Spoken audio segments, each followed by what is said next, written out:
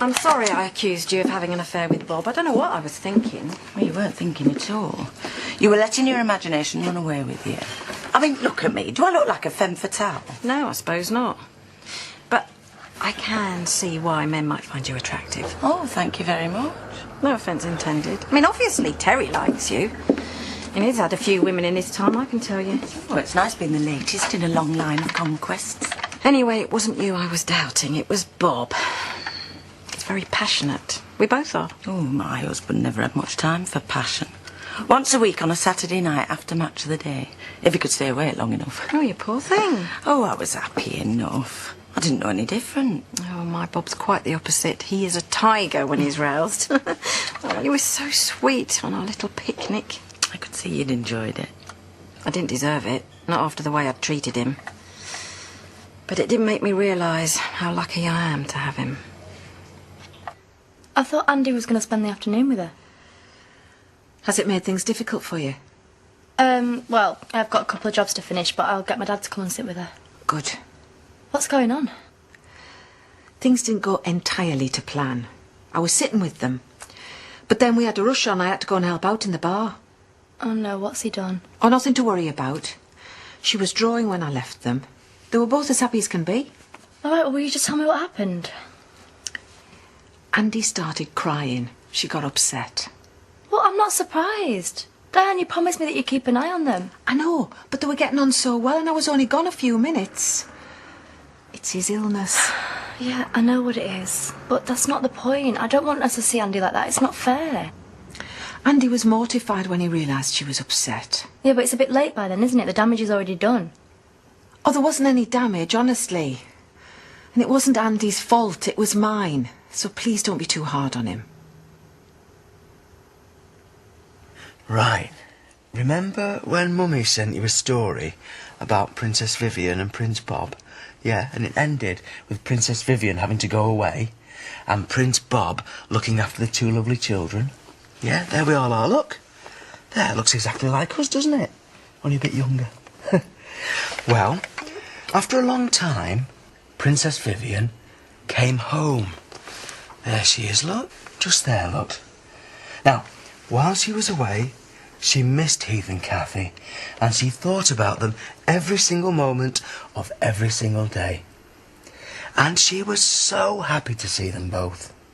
Well, she was quite happy to see Prince Bob too, but not as much as the two lovely children. There she is, look, holding them both before she went away. Bedtime story. Does it have a happy ending? You decide. Put them to bed if you like. Finish it off. I think so. Yeah, I don't think they'd object. Come on then. Yeah? Do you want to have a story with Mummy? Off you go to bedtime. Let's go. That's it. We wanted to show our appreciation to Laurel. Really no need. That's what I told him. Oh, they're lovely. If you want to ring the police and complain about harassment, I'll act as a witness.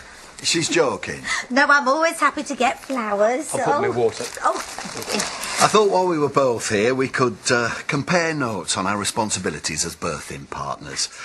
Make sure we're both reading from the same ovulation chart, as it were. Well, if it's rehearsing that on the way here, it wasn't funny then. Well, I've heard worse. I've only been to one antenatal class so far, but Ellen was very pleased with me, wasn't she, Nico? Calls me her pelvic superstar. It's a proper little teacher's pet. She was teaching us how to locate our pelvic floors. The muscles can be very useful in childbirth, apparently. Have I said something funny? I think you're forgetting that Laurel hasn't just been to classes, she's actually had a baby. Well, yes, but I wanted to check that we were... We're reading from the same chart. No, I understand. She's not interested, I told you. No, I'm not saying that, Nick. Why don't we forget about pelvic floors for the time being and have a glass of wine? Ah, that's the best idea I've heard all day. You're not having one. I'm a bit overexcited. You'd never have guessed. Didn't hear any crying. Princess Viv and Bob did live happily ever after. Of course they did. I think Heath and Cathy are starting to remember who I am. I gave them a kiss and they just went to sleep like little angels. Hey, come on, don't cry. I can't help it. I'm just so relieved. You see, I knew everything would get back to normal soon enough. You've been so kind and patient and understanding after all those things I accused you of. Yeah, let us forget all about that, eh? It's all in the past. You know, when I was in prison, I used to lie awake wondering what you might be doing. And you must have been so lonely. I couldn't have blamed you if you strayed. Just thought you wouldn't want me back. You must never think that. I love you. And I always will. I know. And after today, I know that whatever happens, you'll never betray me, and you cannot imagine how happy that makes me feel. I don't deserve you.